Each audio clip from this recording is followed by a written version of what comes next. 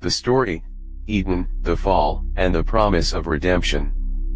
There are stories that exist not merely to be repeated, but to remind humanity of its origin, of the reason we exist, of the longing buried deep inside every soul.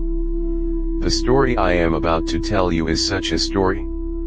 It is not simply an ancient narrative or a distant myth. It is the foundation that has shaped human nature since the beginning of time. After God created the vast universe with light, heavens, earth, seas, and every living creature, after he formed humankind with his own hands and breathed life into them, he prepared a special gift, a place unlike any other, where beauty and peace embraced one another. This place was the Garden of Eden. The Garden of Eden, a perfect dwelling for humanity. If there was ever a place on earth close to the boundary of heaven, it was Eden. The garden was crafted with divine care, a masterpiece of harmony that God entrusted to Adam and Eve. Everything in that garden was alive, vibrant, and overflowing with purpose. 4 rivers flowed out from Eden, watering the land, nourishing every tree, every leaf, every stem. No garden we know today could compare. Even the softest grass of earth could not match the lushness of Eden's green fields.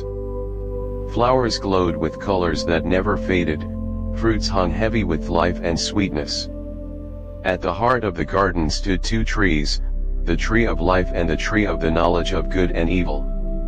The tree of life symbolized the overflowing life from God, but the tree of the knowledge of good and evil carried a command, the one and only command Adam and Eve were required to obey. God said to them, "You may freely eat from every tree in the garden, but from the tree of the knowledge of good and evil, you shall not eat, for in the day you eat of it, you shall surely die." It was not because the fruit was poisonous, nor because God wished to hide something from them. The command was a lesson about freedom, choice, and love. True love does not force obedience, it invites it. God created humans with intellect and free will, giving them the ability to choose whether to trust Him or choose their own way. During this time, Adam and Eve lived in complete innocence, not ignorance, but purity. They knew no fear, no shame, no division. They walked in the garden freely, hearing the whisper of the wind through the leaves, receiving the presence of God Himself. He was not distant, He walked with them, spoke with them, and they enjoyed a deep, intimate fellowship with their Creator. And in that peace something began to stir. To the fall, the serpent, the temptation, and the choice. In this perfect garden lived a creature more cunning than any other, the serpent. It was not the serpent we know today, but a mysterious, intelligent being whose voice carried deception. And behind it lurked the shadow of the adversary, the one who sows doubt in the hearts of men. One day, when Eve walked near the forbidden tree, the serpent spoke. Its voice was soft, almost comforting, yet filled with poison. Did God really say you must not eat from any tree in the garden? Eve replied that they could eat freely except from this tree, because God warned they would die. The serpent let out a sly, twisting laugh. You will not surely die. God knows that when you eat of it, your eyes will be opened, and you will be like God, knowing good and evil. That was the moment the seed of doubt entered the human heart. Eve looked at the fruit. It was beautiful. It was desirable. And the serpent's words ignited a hidden desire to possess wisdom beyond what God had given. She reached out, plucked the fruit, lifted it to her lips, and ate. A simple action, yet powerful enough to alter the destiny of all mankind. Then she gave the fruit to Adam. He looked at the fruit, then at Eve, and he also ate, not because he was deceived, but because he could not imagine being separated from her. The moment Adam tasted the fruit, something invisible shattered. Innocence evaporated like mist under the sun. Their eyes were opened, but not in the way they had hoped. Instead of enlightenment, came shame and fear.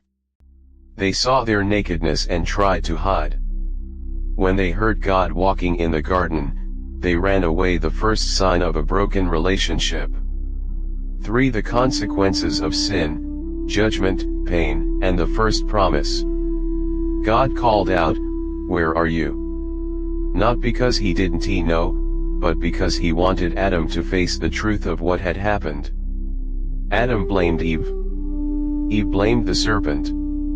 Harmony collapsed, replaced by guilt and division. Then God pronounced the consequences not as revenge, but as the natural result of rebellion. To the serpent, he said, "You will crawl on your belly and eat dust." But more importantly, he declared the first prophecy: "The offspring of the woman will crush your head." A promise that one day, someone would come to defeat evil once and for all. To Eve, he said childbirth would come with great pain, and the relationship between husband and wife would face tension and struggle. To Adam, he said the ground would become difficult, producing thorns and thistles. Work would no longer be effortless joy but exhausting labor. Finally, he said, "You are dust, and to dust you shall return." Death, never part of the original design, entered the world through sin. Yet even in judgment, God showed mercy. He made garments of skin for Adam and Eve, symbolizing protection, sacrifice, and the foreshadowing of a greater sacrifice to come. Then, with divine sadness, he sent them out of the Garden of Eden, not to punish them, but to keep them from eating from the tree of life in their fallen state. A mighty angel with a flaming sword guarded the entrance, marking the separation between humanity and the perfection they once knew. Conclusion. The story of Eden does not merely explain why the world is filled with pain, conflict, and death. It also explains why humans still long for goodness, truth, beauty, and love. We were created for perfection, but the fall pulled us away from it. And yet, even in humanity's darkest moment, God planted a seed of hope, a promise that one day, a Redeemer would come to restore what was lost. And that promise still echoes through the ages, reaching every human heart.